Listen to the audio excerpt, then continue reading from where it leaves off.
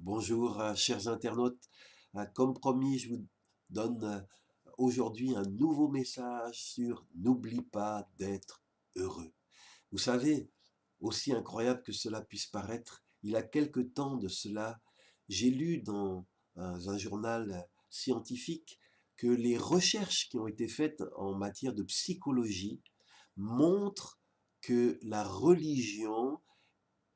pratique d'une religion saine est favorable au bien-être psychologique de ceux et celles qui la pratiquent.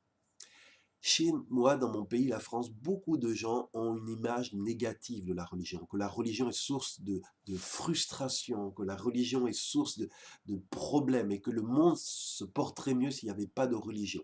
Eh bien, les études en psychologie prouvent le contraire. Alors, je ne parle pas de l'extrémisme, je ne parle pas du fanatisme, ça c'est complètement destructeur. Mais ce que je veux dire, c'est qu'une religion pratiquée avec sagesse et intelligence est source de bonheur. Alors n'oublie pas d'être heureux.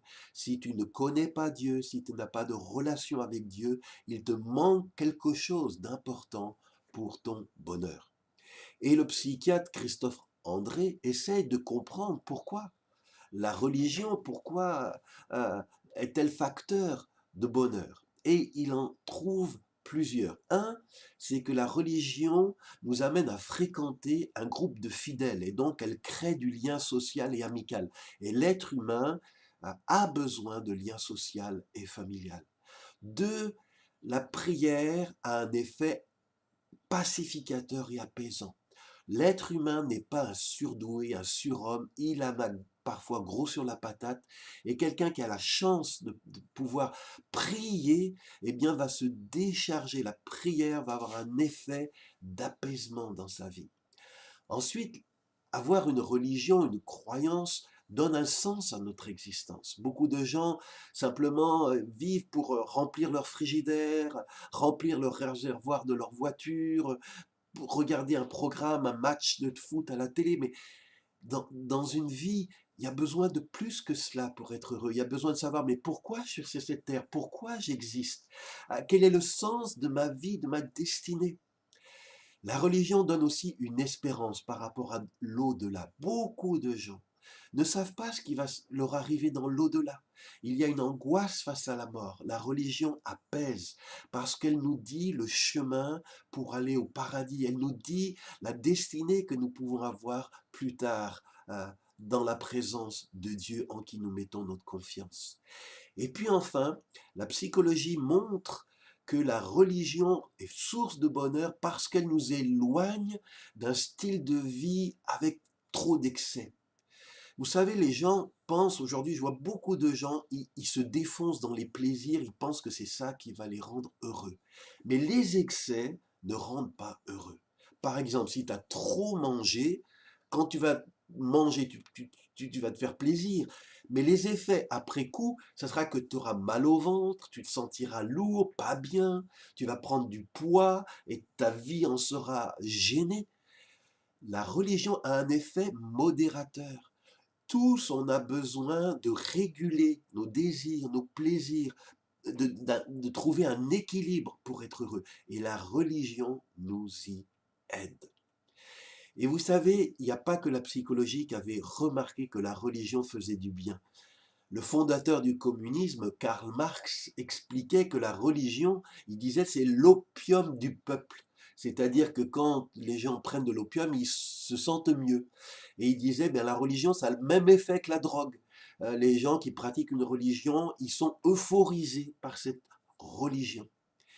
Et en psychiatrie, aujourd'hui, on dirait plutôt la religion, c'est le Prozac du peuple. Les psychiatres en France, quand quelqu'un est dépressif, les, les, les psychiatres, eh bien, ils lui donnent du Prozac. Le Prozac, c'est un antidépresseur. Eh bien, il est montré qu'une religion bien assumée, une religion, un engagement sincère et sain, est source de bonheur dans la vie de quelqu'un. Et permettez-moi de vous citer un témoignage. C'est celui d'un roi, le roi David. Et quand il a écrit ce chant, le psaume 23, on se rend compte des bienfaits qu'il y a d'avoir Dieu dans sa vie. Il écrit ceci: « Le Seigneur est mon berger, je ne manquerai de rien. Il me met au repos dans des prés d'herbes fraîches. Il me conduit au calme près de l'eau. Il ranime mes forces. Il me guide sur la bonne voie. Et même si je passe par une vallée obscure, je ne redoute aucun mal. Seigneur, car tu m'accompagnes. Tu me conduis, tu me défends. Voilà ce qui me rassure. Et il dit ceci, ce roi, au verset 6, « Oui, le bonheur et la grâce m'accompagneront tous les jours de ma vie. » Et c'est formidable de pouvoir dire ceci. Le bonheur et la grâce m'accompagneront tous les jours de ma vie. Il y en a tant de gens que je crois, c'est plutôt la galère et le malheur m'accompagnent tous les jours de ma vie. Mais quand Dieu est avec nous, le bonheur et la grâce, même quand c'est difficile, nous accompagnent. Et c'est ce bonheur-là que je te souhaite. Je prie dans le nom de Jésus que tu puisses ouvrir ton cœur et accueillir Dieu, ses conseils, sa parole pour une vie plus saine, plus calme, plus sereine et plus heureuse. Je vous dis, chers internautes, à bientôt. Si vous n'êtes pas encore abonnés, abonnez-vous à cette page, partagez-la avec d'autres et à vendredi prochain.